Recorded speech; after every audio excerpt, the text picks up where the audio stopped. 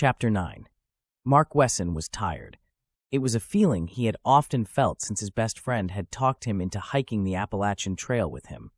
He and Scott Ryan had been best friends since Scott moved in across the street when they were both 7 years old. Scott was the athletic one, excelling in every sport he ever became involved in.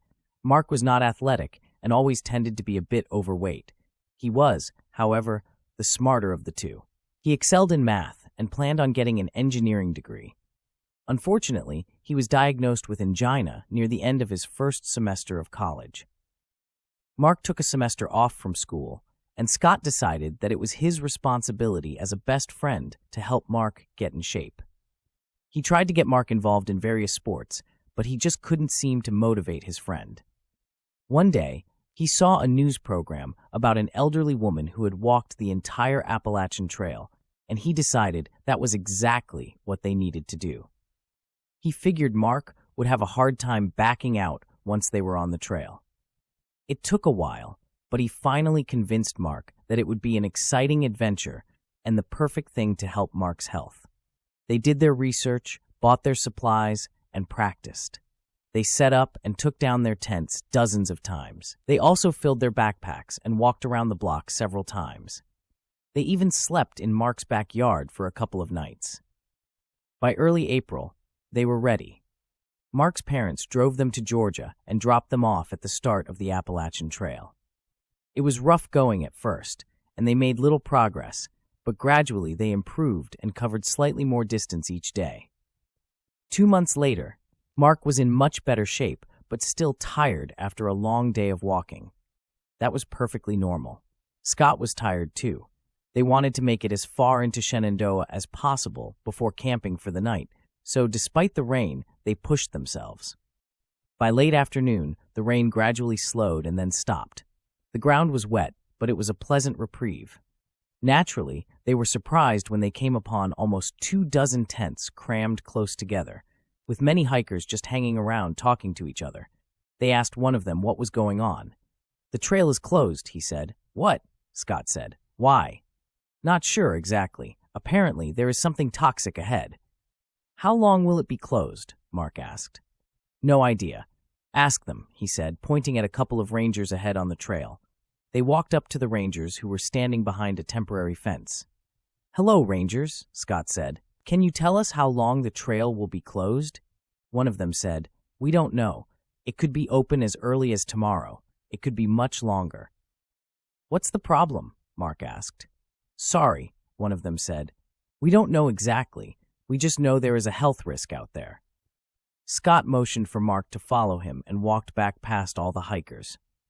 When they were far enough away, he said, "I don't want to sit around here for weeks and Matt. We will never complete the trail if we do that." "What else can we do?" Mark asked. "It's a national park. What could possibly be toxic? Poison ivy? Someone probably got bitten by an animal, and they are overreacting." "You think so?" Mark asked. "Yes, I'm sure of it." "I don't know." "Look, we've been walking for almost 2 months. Do you want to quit now after investing 2 months of your life into this? Don't you want to complete the trail? Imagine how many girls you could impress by telling them you walked the entire Appalachian Trail. We can't do that if we're stuck here." Mark thought for quite a while and finally said, "Okay, what should we do?" Scott looked both ways and then pointed to the right. "I think we can sneak through if we go that way." "I don't know. It looks dense." "Yes, dense enough not to be seen, but still passable, I think." "Well, I guess we can try it," Mark said. They walked back down the trail until they were out of sight of everyone and then made their way into the woods. When they were deep enough to ensure that nobody would see them, they came upon an area that looked like it had been cleared at one time. There were no tall trees in either direction, although there were small plants, shrubs, and a few small trees. The clearing headed in a northerly direction.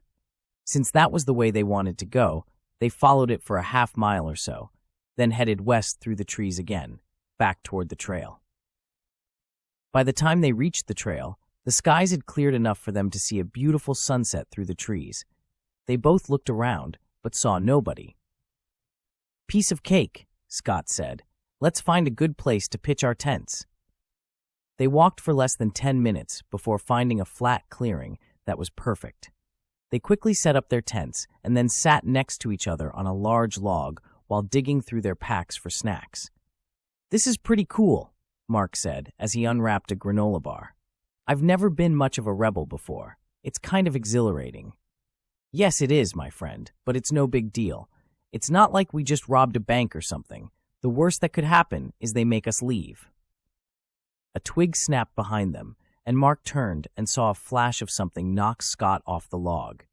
It took him a moment to realize what had happened. A large bobcat was on Scott's back, biting the side of his face. Mark jumped to his feet and instinctively backed away as the cat ripped part of Scott's ear off. Scott tried to get the animal off him, but lying on his belly was a precarious position. Mark's instinct to survive was overruled by his desire to help his friend. He picked up his backpack, held it in front of his body, and charged the cat. He knocked the big cat off of Scott, but dropped the bag in doing so. The cat hit the ground on its side, but got to its feet before Mark could react. The cat used the backpack as a springboard and leaped at Mark, digging his claws into his chest and knocking him backward to the ground. He hit his head hard on the log and was knocked unconscious. By then, Scott was on his feet, blood dripping down the right side of his face. He saw the cat on top of his friend, picked up the backpack, and threw it. It hit the cat on its hindquarters and caused it to yelp in pain. It then limped off into the woods. Scott checked on his unconscious friend. His shirt was ripped, and he had blood coming from his chest and face. He looked around. He knew there was a road that sometimes ran parallel to the trail, but had no idea how close it was. He headed west into the woods and reached the road in less than 10 minutes. He looked both ways, but saw no cars. "Shit," he said out loud. Then, a light appeared in the distance. Scott watched as a car came around the corner. He stepped onto the road and waved his hands over his head. After spending the rest of the afternoon in bed, Mike finally said, "Well, I suppose we should do something." "I thought we were doing something," Beth said. "You know what I mean. I feel a bit guilty that we haven't done any work this afternoon." "You said yourself there was nothing we could do until tomorrow." "I know. I just don't like idling." "It looks like it stopped raining," Beth said. "Do you think there is anything we can do?" "No, not really. Since this area is closed, we can only try to find the source of our problems, but we can't do that until tomorrow." "So you see, you have nothing to feel guilty about. Why don't we go out for dinner if you want to do something?" "That's a good idea, but I'd rather cook something for you. Let's go to the store and pick up a few things." "Sounds good to me," Beth said. "I'll never say no to a home-cooked meal, but I'm driving." "Okay, driver," Mike said, smiling. "Bring the car around. Don't push your luck." Beth's phone rang, but she didn't recognize the number. "Hello, this is Agent Hartley," she said. "Hello, Agent Hartley. This is Dr. Reynolds, the county medical examiner." "Hello, Dr. Reynolds. Just a minute. I'm going to put you on speaker so my partner can hear." Beth hit the speaker button and held the phone out in front of her. "Okay, go ahead." "I got the cause of death from the duck you brought in," the doctor said. "It suffered a heart attack caused by too much adrenaline, the same cause as before. This duck had also been exposed to the same unknown chemical. What I found different was the amount of heavy metals in its system was lower, so I think we can conclude that whatever this unknown chemical is, it is the main cause of these ailments." Beth and Mike looked at each other, and Beth said, "Thank you so much for that information, Doctor. You've been a big help." After Beth hung up, Mike called the superintendent and told him about the ducks and the autopsy results. When he hung up, they got dressed and headed out. When they got outside, they were treated to the remnants of a beautiful sunset. "For some reason, sunsets never look this good in the city," Beth said. "Nothing looks this good in the city," Mike said. Once they were on the road, Beth asked, "So, what are you planning on making for dinner?" "I don't know," Mike said. "What do you like? How about Italian food?" "Oh, I love Italian food, and I make a pretty good tomato sauce, but that needs to cook for a while. Come to think of it, pretty much everything I know how to cook takes a while unless you want burgers again." "No. Let's just go out for dinner tonight. I'll take a rain check on you cooking something." Suddenly, a man stepped onto the street in front of them, waving his arms wildly. Beth stopped the car and they both got out. The man was bleeding from his face and it looked like part of his ear was missing. Mike grabbed his arms and looked at his ear, using the headlights for illumination. "What happened to you? Were you attacked?" "A bobcat. It was a bobcat. It was crazy, like it had rabies or something. My friend is hurt badly. He needs help." Mike looked at Beth and said, "The first aid kit is in my truck, along with my radio." Beth took out her cell phone, looked at it for a moment, then said, "I have no signal." "That's what I was afraid of," Mike said. "We don't have much choice. Let's see what we can do." He then turned to the man and said, "Where is your friend?" The man pointed and said, "That way. He's near the trail."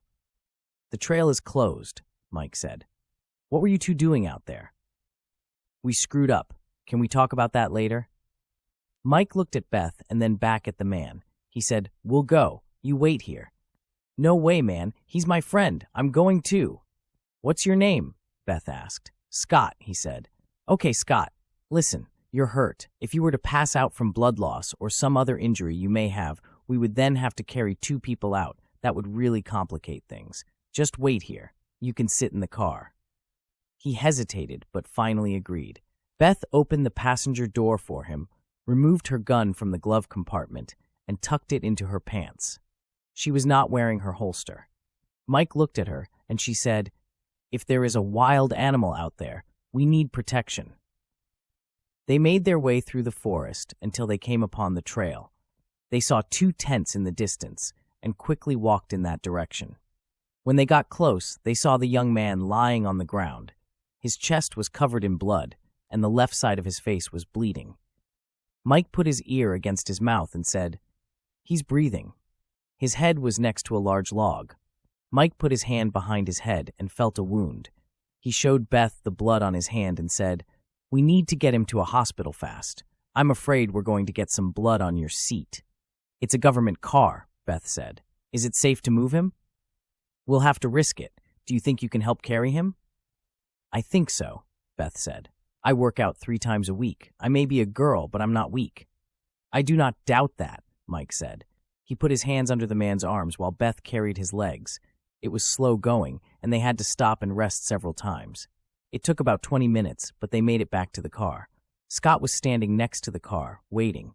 When he saw them, he asked, "Is Mark okay?" "He's alive," Mike said, "but he is not okay." "Shit," Scott said. "This is my fault." I talked him into bypassing the blockade. "We can worry about fault later. We need to get him into the car," Beth said.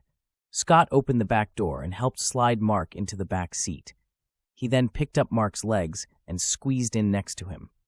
"Hurry," Scott said as they got on the road. "He risked his life to save me.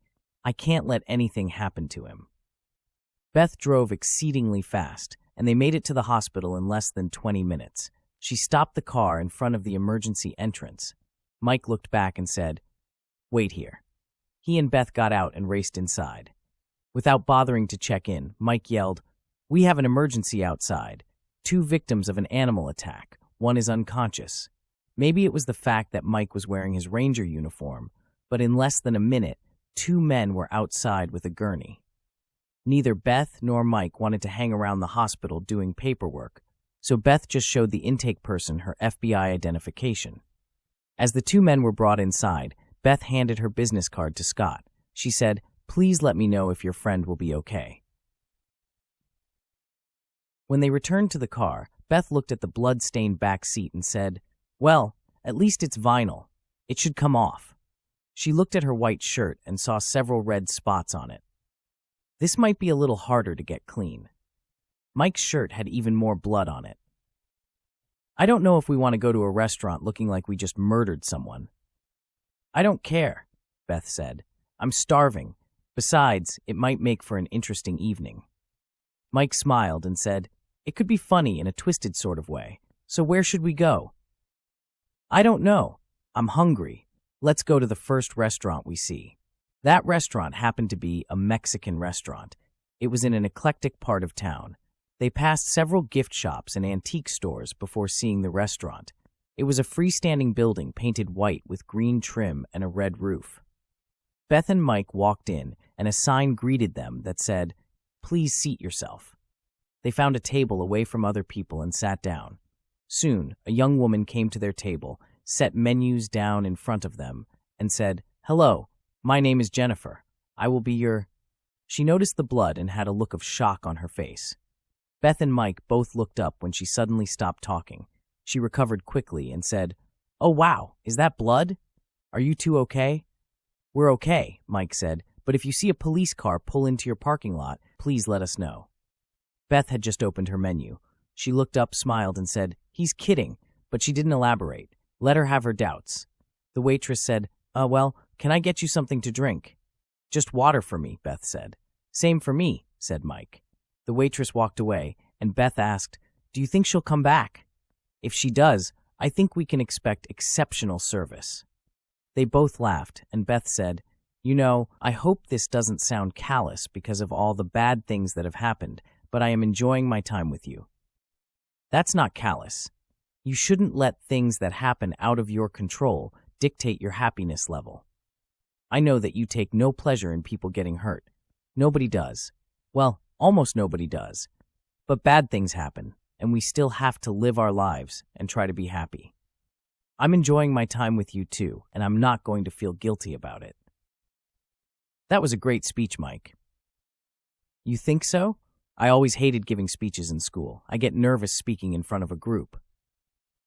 The waitress arrived with their drinks and put them on the table. "Are you ready, or do you need more time?" she said. Beth said, "I'll have an order of the chimichangas." "I'll have the chicken fajitas," Mike said. "Very good. Is there anything else I can get you?" "Yes," Mike said. "I need the biggest knife you have." Beth slapped him on the arm and said, "Stop. If we frighten our server, she won't come back." She looked at the young woman and said, "We didn't murder anyone. We brought 2 people to the hospital who were attacked by a wild animal." The young woman looked relieved and said, "Of course. We get a lot of people in here from the hospital. I just never had any that were bloody."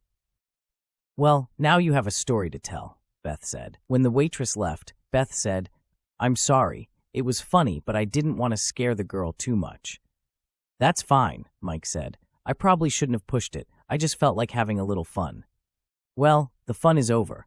We should eat quickly when the food comes because I want to get back. I feel like I need a shower now." "I know what you mean. I need a shower too." When they were done eating, Beth drove Mike back to his cabin so he could pick up clean clothes. When he went inside, he could hear noises coming from Dave's room. He stopped to listen and then realized that Dave's girlfriend must have come to see him. She was obviously there to help him feel better. Mike decided to be quiet and quickly grabbed his clothes. He was about to leave, but thought of something else he might need. He went to the refrigerator and took out a package of bacon and a carton of eggs, which only had 4 eggs left in it. He put them both in a grocery bag and returned to Beth's car. He said, "Dave is with his girlfriend, so it's a good thing I'm staying with you tonight." "Wait a minute. Did I say you could spend the night?" "Well, no, but I thought—" "Relax. I'm joking. Of course you can stay with me, but there is a condition." "A condition? What's that?" "A condition is a requirement, but that's not important right now," Beth said. "Surely you must be joking," Mike said, and they both laughed. Beth wanted to say, "Don't call me Shirley," but she was laughing too hard, and the words wouldn't come out. "Okay," Mike finally said. "What is the condition that you refer to?" "You must please me," Beth said. "Please you, huh? Is that possible?" Beth slapped Mike on the arm and he said, "Relax. I'm kidding. I accept your challenge. We have all night. I'm sure I could come up with something. Maybe many somethings. Oh, multiple pleasings. I can't wait to see what you can do."